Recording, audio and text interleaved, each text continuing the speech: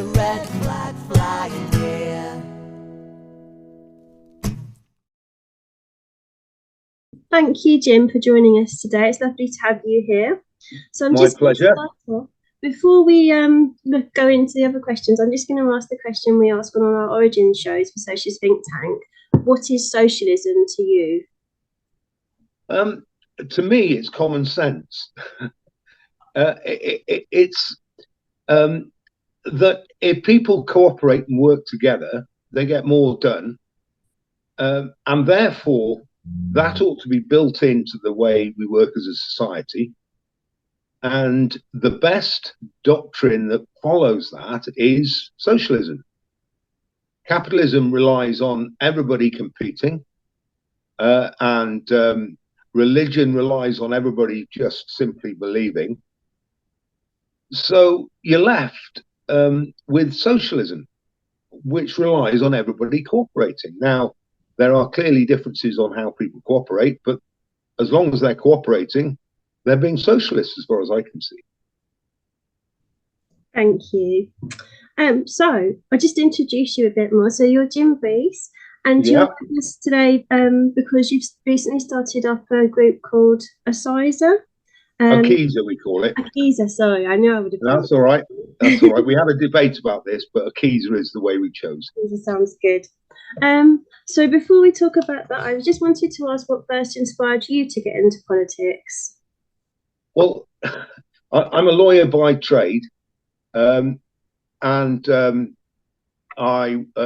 not a posh lawyer. I did my degree at the Poly of Wales, which was formerly the Glamorgan Miners Institute. I'm Welsh by inclination and socialist by DNA, I suppose. And it was my choice when I went into law, not for money, but because I had a concept of justice in my head. And it was almost an accident that I went into law.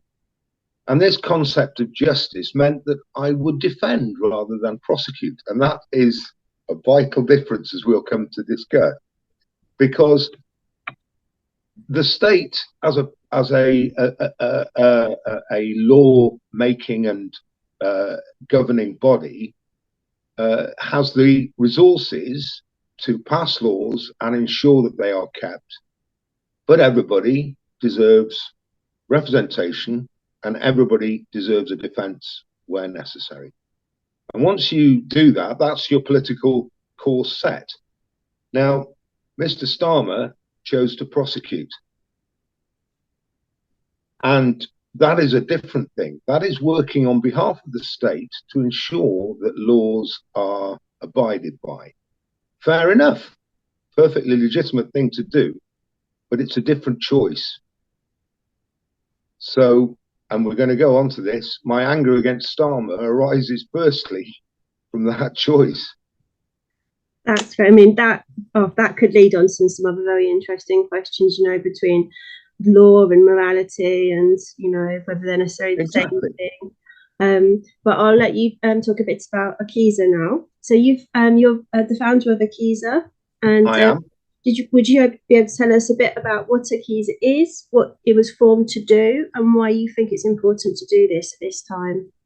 Right. Well, OCISA was formed out of anger, and it started as a Facebook page, and Facebook is one of the weapons that we have. It does allow for political speech, and it does allow for the formation of groups. And indeed, the CIA were very wise in using it to foment colour revolutions in various countries. And it hasn't stopped me or my colleagues and comrades. And so the Facebook group was formed out of anger because Keir Starmer finally overstepped the mark. He had been as near the line as damn it since his election. But he overstepped the mark when he said that Corbyn, he said on the 15th of February, Corbyn couldn't stand for Islington. Now he's finally gone through the motions of dealing with that. Well, I was furious. I was a Labour man. I had campaigned in the 2017 and the 2019 elections. And I went to the rallies that were near me. I'm in North Wales, and Jeremy came up a couple of times. He came to Corbyn Bay, and that was fantastic. On the seafront, Jon Snow was there, and I said to Jon Snow, or shouted to Jon Snow, "You know nothing, Jon Snow." But he came to a couple of rallies. He went around the country, and he raised such hope. And this man Starmer was elected, and he has, like a bucket of water on a bonfire, put that hope out completely. And so something had to be done. Now, I had seen campaigns. There is one on Facebook called Unseat Lees and Andy. I'd thought about unseating Starmer directly before, and suggested it, where I could. And, I had no following. I've got no background in this. I've got no particular followers that would flock to me at that stage. But the French unions, interestingly, around February, made an announcement that if French politicians, as individuals, were going to strike against the workers would cut them off from their power supply as individuals, because they knew how to do it. And that is the technique that we must employ, because it's being employed against us. It's being employed against us as, I would say, middle of the road political people who just want a fairer society, who want public ownership of the things that common sense would say should be owned publicly, and who want say in the democracy that governs us. And for that reason, the action has become personal against Keir Starmer. I'm furious at him, absolutely livid at him. I just can't really express my disgust in polite language.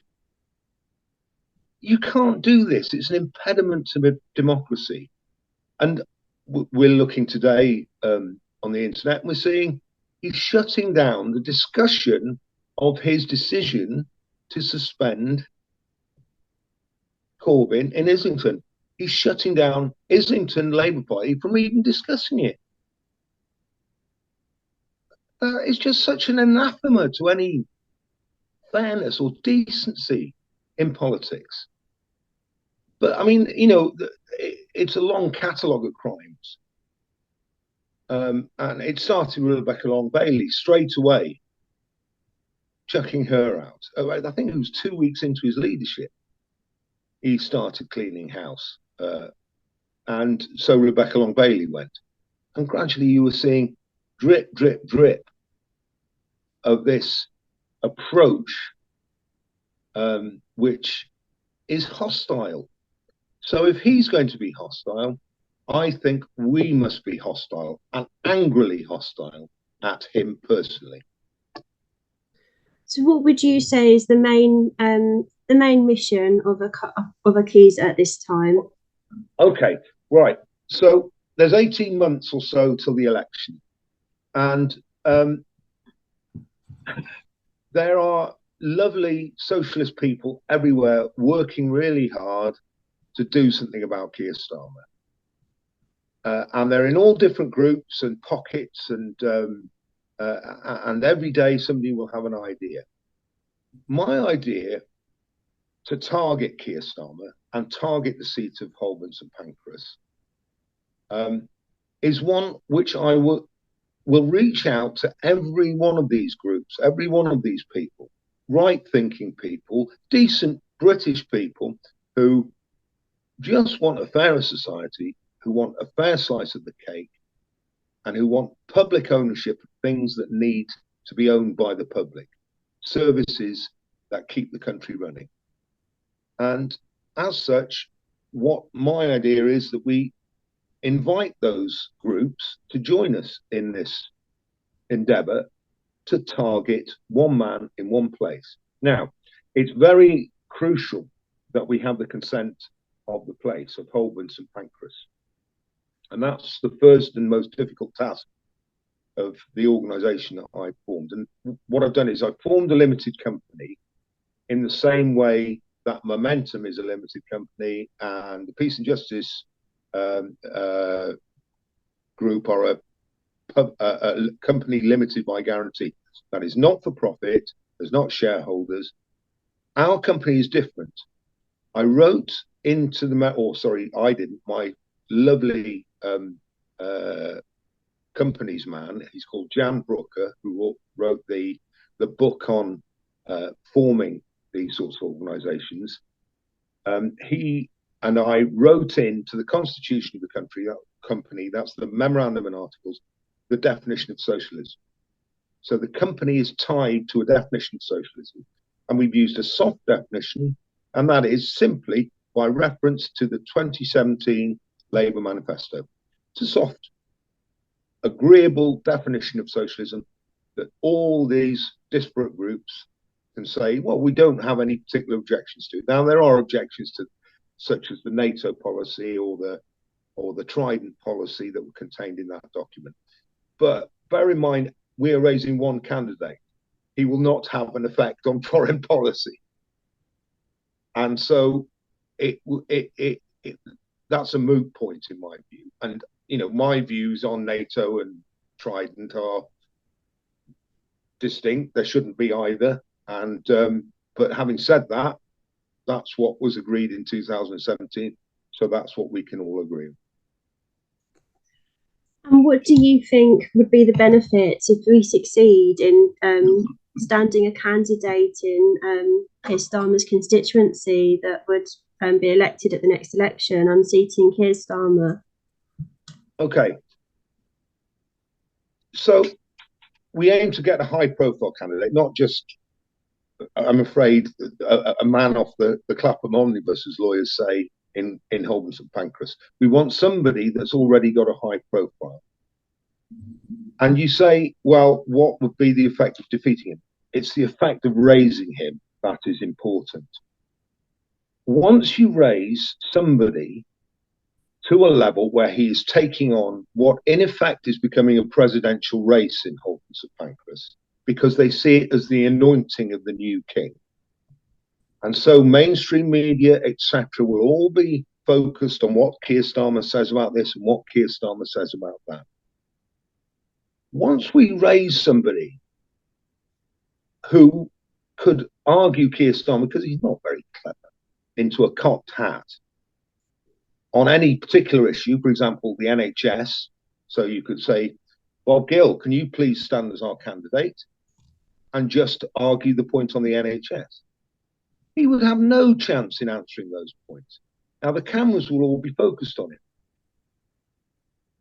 And he would have to assert why he was sponsored by private health companies. And in that circumstance, it wouldn't matter what we won. It wouldn't matter that we lost. It would matter that during that election campaign, when everybody's saying what's Keir Starmer saying, they're saying, well, there's a specific candidate in Holborn St Pancras who says you are doing the opposite of what you are saying. So would this be, sorry, yeah. Would this be about, you know, raising awareness, making people more aware of, or shifting the benefits? It's one of the benefits, Jane, because there are several benefits. First is the unity point that we've covered. We might get socialist unity out of this. i.e., I'm not from any particular parties, but they all might flock under our banner. And we're not raising a national party. This is an independent local candidate. The second benefit is the coverage that it would get. Because if it's national enough, if the figure is large enough, then it would attract the mainstream media to actually have to consider the socialist arguments that need putting, whatever they are and on whatever topic they need putting on. But you asked the question, what's the effect of win, lose, or draw? Well, consider the options. The worst case scenario, we could lose our deposit. Well, if it's a high profile candidate, I don't think that's going to happen. And if we have an army of people, which I'm raising on Facebook at the moment, standing at about 4,700, 4,800 at the moment, all supporting our candidate, as well as possibly supporting Jeremy Corbyn in his constituency, which is next door, then we're in a position to keep our deposit and do well. Okay, so that's the worst case scenario, that we lose our deposit. Highly unlikely. The second case scenario is we split the split the left-wing vote. Well, for a start, those voting for Starmer aren't voting for the left wing anymore. They're voting based on their rosette. They don't know what they're voting for, because Starmer is not going to tell the public what he's standing for. We know he's prepared to go back on any promise that he makes, but we don't know if he's prepared to stand by any promise that he makes. So the second scenario is we split the left-wing vote. Does that do the Labour Party any harm? Not particularly. It does them a favour. It does the activists in the socialist activists in the Labour Party a favour. It removes Starmer as the leader. So say the Tories win the seat, they're one seat up, but there's 698 seats in England, Wales, and Scotland and Ireland. One seat ain't going to make a big heap of the difference. Let them have it. I know that's a terrible thing to say, but we know, at least we know with the Tories, how nasty they are.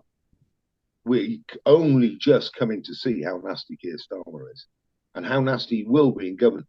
Imagine if he uses the apparatus of the state, which he is fully familiar with as a former DPP, against the British population in the way that he's using the Labour Party apparatus against Labour Party members and expelling far more Jewish people than ever has been contemplated. Absolutely disgusting behaviour. This is something I see on social media a lot. When there's any criticism of the Starmer leadership of Labour, you generally get a few people coming out using phrases like Tory enablers. You know, you can't attack Labour because you're going to let the Tories stay in. What do you think about where we are with Labour at the moment, and how frightened would you be of a Labour government led with the current leadership with their stance on honesty and justice? I'm frightened of it. I'm genuinely frightened for my children's sake. Because if they want to be politically active and they're going to get purged, I mean, they are, they're 24, 25, they're just coming to the stage where, political awareness is becoming important. And if they wanted to speak out and they're stopped because Starmer has the apparatus of the state to police Facebook, to police Twitter, to police Instagram and TikTok, and he's pro-NATO, pro-war, pro-everything that is currently wrong with the world at the minute. So you mentioned before there's over 4,000 followers on Facebook already. I know the page has only been up for a few weeks, I believe. That's right, yeah, 6 weeks. So it sounds like you've seen quite a lot of enthusiasm from people already for this project. Well, every time Keir Starmer, sorry about my old dog there, he's a bit senile, I'm afraid. Luckily, he's not that loud. But every time Starmer says anything, we get more followers. He's our lead recruiter at the moment. So the longer this goes on, I think the more we're going to recruit. And those people that say you're just enabling the Tories, as I said, one seat ain't going to make a heap of the difference to the Labour Party.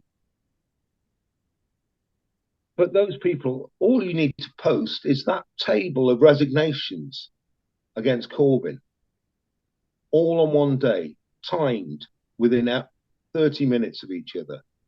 30 MPs resigning from his cabinet.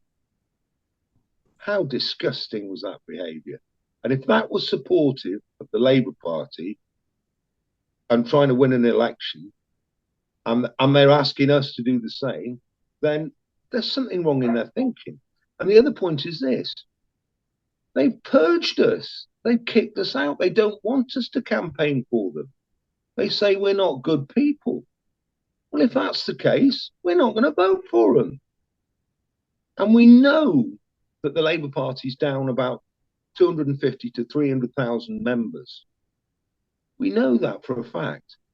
So there are 250,000 or 300,000 people wandering around without a home at the minute. And although I'm only giving them a home for one constituency, I want them all to come together in one constituency. Imagine if they all descended on Islington and next door Holborn St Pancras.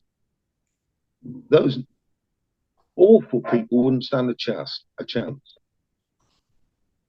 How can people find out more about the group, and how can people get involved? What can they do? Well, I'm not going to know. I'm frustrating old time setting things up. We've got a website, but it's not, it's not brilliant yet. It's not what what we hope for. It's been really well worked at by our website guy, Mike, and once that goes online, that will form the membership of the company. You subscribe to that website. That has we've experimented on it, and we've got a voting platform, so we could put candidates up. But it will also vote on what the company does. So we could say, do we get an office in Holborn St Pancras? You would each have an individual vote. My vote would only count as much as anybody else's vote, and whatever is decided will come through. We've done test votes on who we would like as the candidate. Tommy Corbyn won that. But it was a very small sample, but just to show you, that it can be done. So the website's up and running. I've just applied for a bank account. Now, what I need for my company is more, and I'm afraid I have to say, posh people or reliable people, experienced people that can be directors on the board, because at the moment I'm the only signatory. I'm not comfortable. There's nothing in the bank account yet, so I can't run off anything. But when there is something in the bank account, we need treasurers, we need finance people, we need campaign fund people, we need election agents. Now, so we've raised money for OCISA, and as far as my reading of election law comes, we can then, as OCISA, sponsor a candidate. We would be the donor. So we only need to register one donor, and he might have 20,000 quid, 30,000 quid in his pocket by that time. But we will abide by election law even down the line. Now, I did try and begin the crowdfund with GoFundMe, but they refused to have us once they found out what we were doing. And that's not surprising, because they put a lot of pressure on Carol Morgan, who I've just discussed this with, about Jeremy's legal fund. Anyway, once we get the fundraising up and running, and we're thinking of using Crowdfund UK, who have been really helpful and friendly. We've got the bank account with Unity Trust Bank, and hopefully my application will be approved. And once we've got that, we've got money coming in, because people are really anxious to donate. They're going, what can we do? What can we do? We'll give you money. We'll give you money. They're so anxious to get it done, get it started. But I'm frustrated because I'm trying to get all this done, and in a way having to hold people back. But we are doing it. We are getting it done. But it just takes time. These things do take time, don't they? But I think there's a lot of pent-up energy on the left. We've been wanting to do something positive since 2019, and there's not really been a lot that people have been able to do. So I imagine a lot of the people involved in OCISA are very keen just to start doing something. Oh, yes, they are. One of the things that we're getting done is I'm asking people in the group to form local groups, so that each area will have an OCISA rep. Now, there's no reason for that other than it gives people a way to express themselves and a common cause in their area. Eventually it might need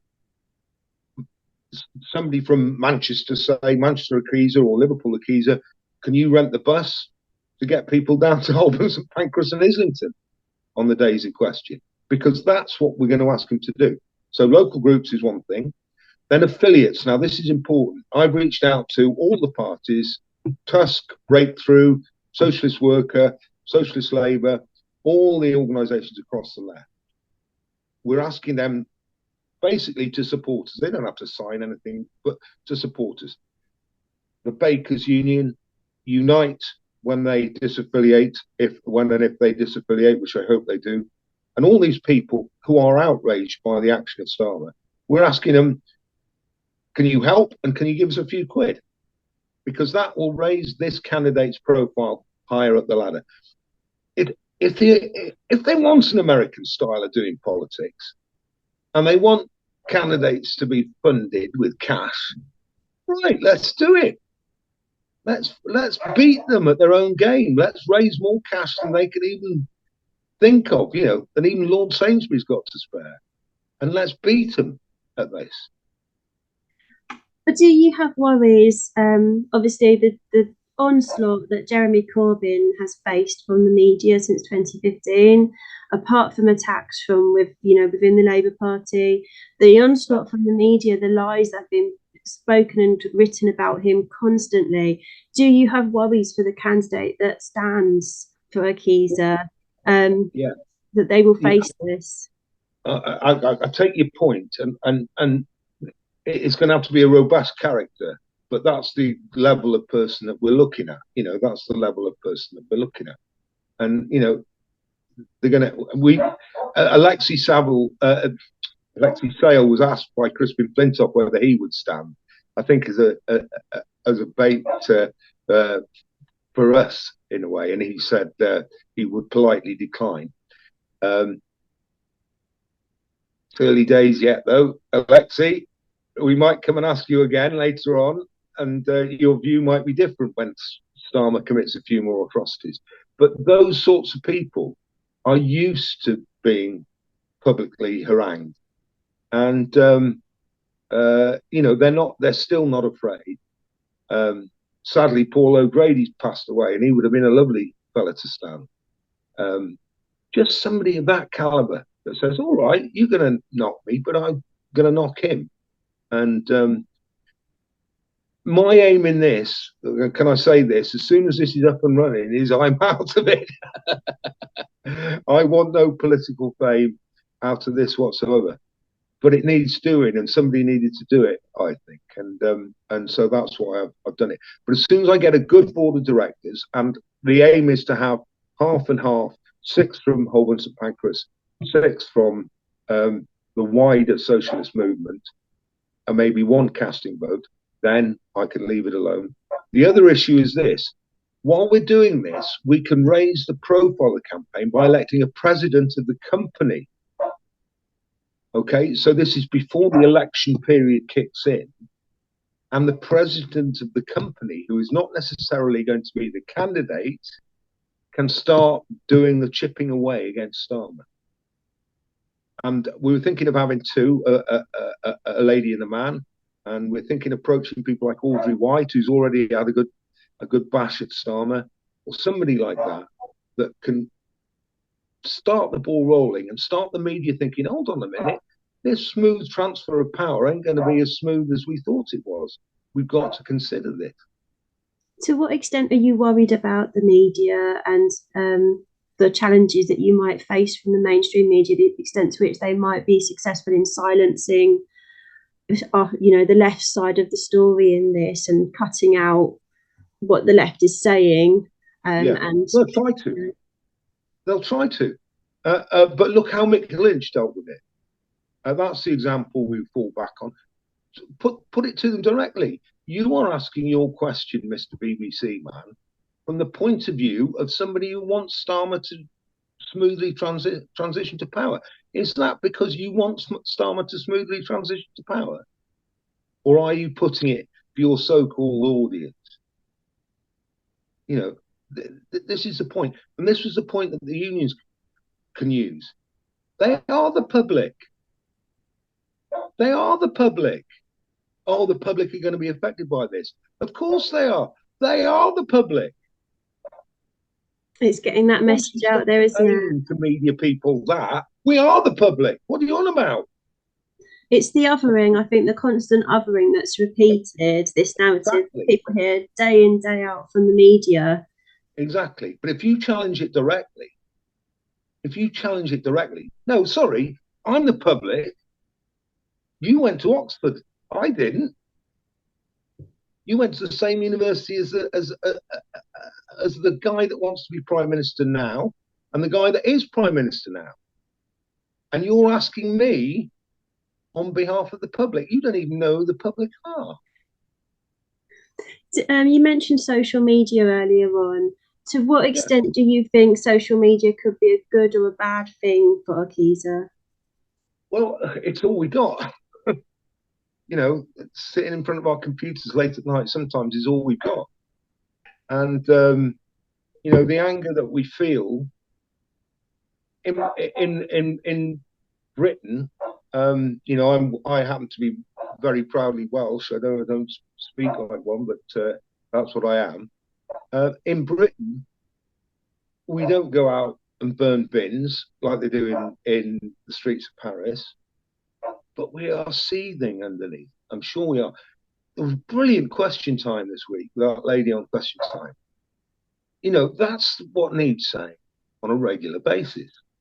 And you're not going to get it with, you know, with those people in charge, because they all went to the same schools. They all think the same way. It is very rare you hear those questions asked. That's right. But when you went to the Poly of Wales, or you know, Huddersfield Poly or somewhere else, you might not have had a good a brain as them at 18, but you've got the brain now. You've seen enough to know how to attack these institutions. And I think we're all in that position now. We're all wanting to get our own back on them. And that's why this mission, which, as I began by saying, was born out of revenge, there's nothing wrong with that. It's a visceral emotion. Jeremy Corbyn, we all know, is a lovely, nice man. And that was his primary selling quality, but it was also his primary down. I'm not a nice man. I'm angry. Well, you say this, and I understand that there's a lot of anger on the left, and I understand that the initial reasons for this may have come out of anger. But when you look at the aim, what you're trying to achieve, I don't think this isn't to unseat Starmer out of malice.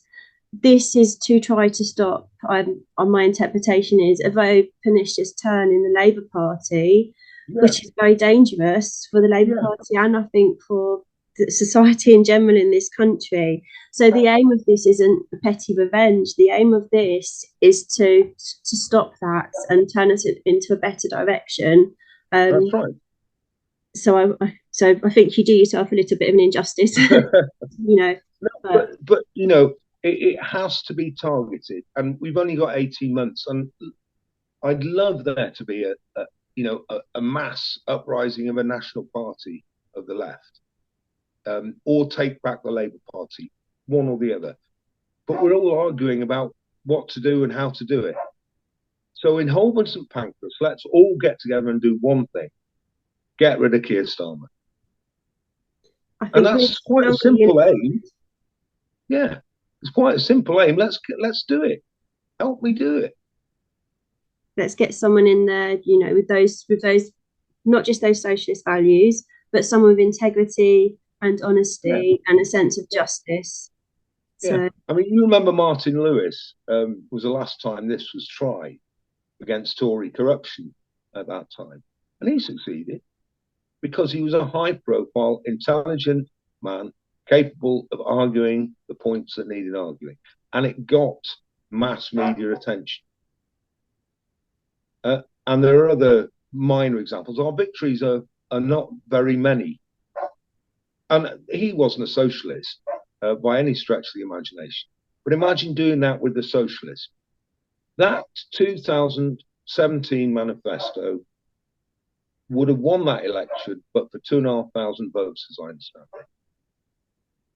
And we know we've got a rubbish system. I've argued, you know, I have people coming on the site arguing for proportional representation, etc., etc. Fair enough. Have your arguments. But we've got 18 months to do something. Don't have them on my site. Just agree to stick by the plan that I've written up in my best handwriting. Right? Stick by that let's get Starmer and we can work on what we do with it afterwards. I mean, that 2017 manifesto is a very good starting point. Yeah, well, it's tied into the memorandum of articles. It's tied into the memorandum of articles.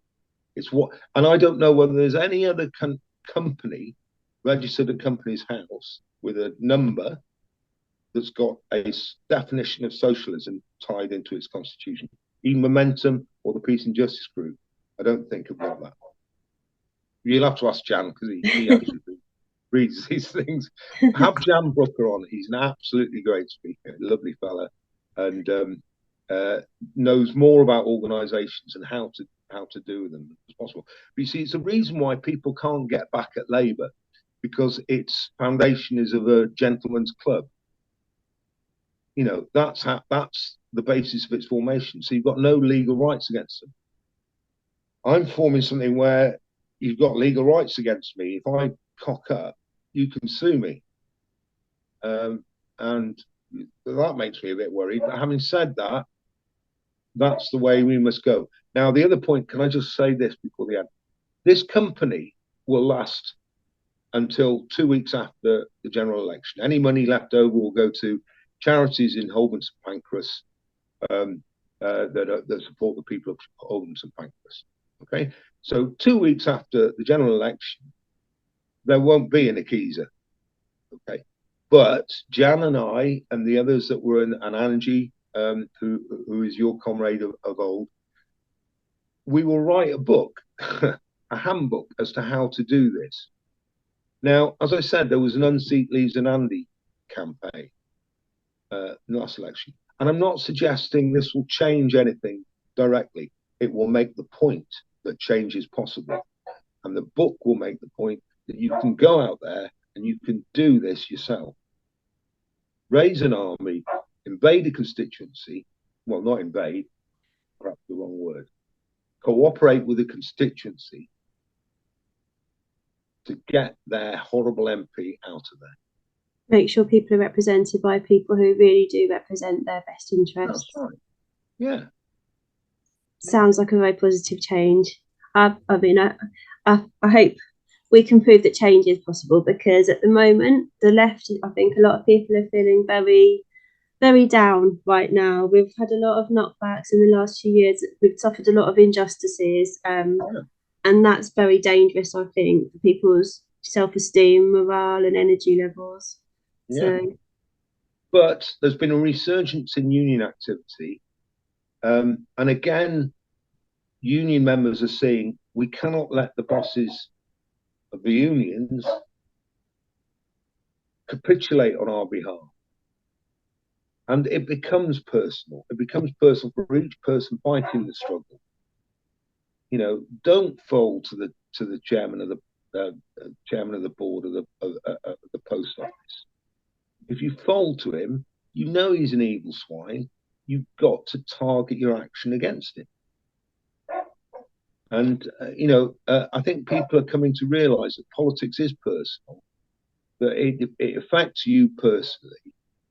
And so the people that are affecting you personally have got to realise that they are affecting you personally. So you've got to tell them personally. Yes, what you're doing is affecting me personally. Very difficult to do when you're struggling to feed your family and you're talking to someone from a much more privileged background, who's surrounded by other people from a very privileged background, who hasn't got any good experience of that. Very hard to get that message across to them. Yeah. And but the point about you were making earlier about democratic debate, and that's the thing that's been shut down. You know, it's not radical to say people should have a say in what goes on. That's not radical. That's just common sense. And if you stop that, then you're stopping us being human beings in the UK. The French have got it. The French won't sit down and take it. The Germans are starting to catch on to it. The Italians certainly won't take things, although they do things a slightly different way. In America, things are cracking up because the disinformation has caused so much disruption that the truth has now become obscured. But the truth of it is Americans are as exploited as all of us are being exploited. And there's a way to stop it, and a sensible way to stop it. And once we start getting that message out by mounting these campaigns against individuals and using an individual who is eloquent enough to express those ideas, I think we can start fighting back. That's great. Thank you. I think that's a really nice note to end on too. So thank you so much for being here today, Jim. I know people can find the OCISA group on on Facebook, and they can click to see if they can join the group. If you're already a member, you can invite your friends who you know are like-minded. I know you've got a Twitter page now. I think it's at Corbyn. Excellent. Yeah. So and obviously the website's in the founding station. So and I mean, if anyone's interested and it isn't sure how else to get involved, they can contact us at Socialist Think Tank and we can guide you towards the OCISA site. Or we've also got, obviously, Socialist Think Tank have got a website for anyone who wants to catch this on the podcast or watch any other past shows on there. People can do that at www.socialistthinktank.com. People can become a member of Socialist Think Tank too if they'd like to. There's no membership fee. If you can afford to and would like to make any contributions, that's very gratefully received. But everyone's participation is really valued, regardless of what you're able to do, whether you're able to watch the shows, like the shows on the social media channels, anything else you can do is appreciated. And thank you to Jim for joining us today, and thank you to all the viewers. Keep the red flag flying.